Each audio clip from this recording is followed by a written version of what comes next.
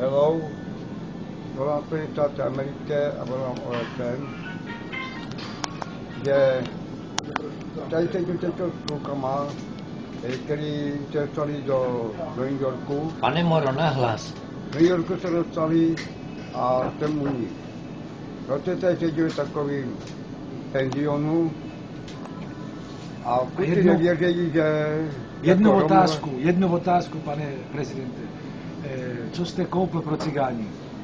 No, kluci nevěří, že se nám vrátila zpět naše země Sicílie.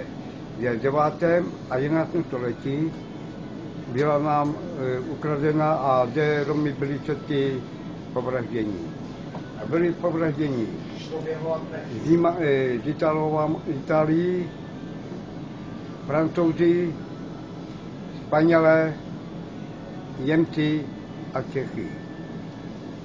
Že nás vraždějí a proto se musím prosím zabojovat proti tomu a že musím odvést lidi dostat do bezpečí. Do bezpečí, aby nám nebylo ubližováno a nechceme vyvolávat občanské války z toho důvodu, že nechceme jít do kriminálu. Pane Moro, za kolik jste koupil Sicílii?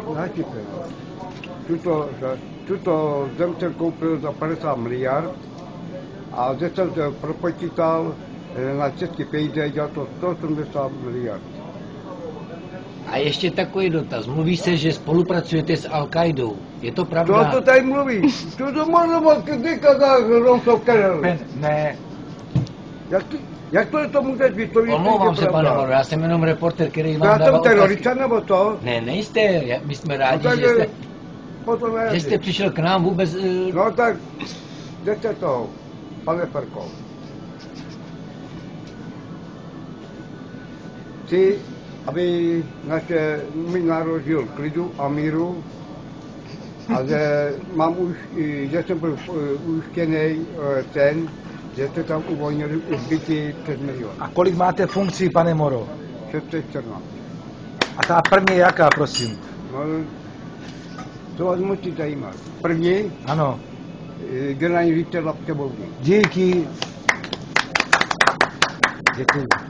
Děkujeme, že jste nás navštívil v naší redakci New York. Komisář evropský, všech policií, generální ředitel. Ano, děkuji. A prosím, odeštěte mi teď zprávu. Ano.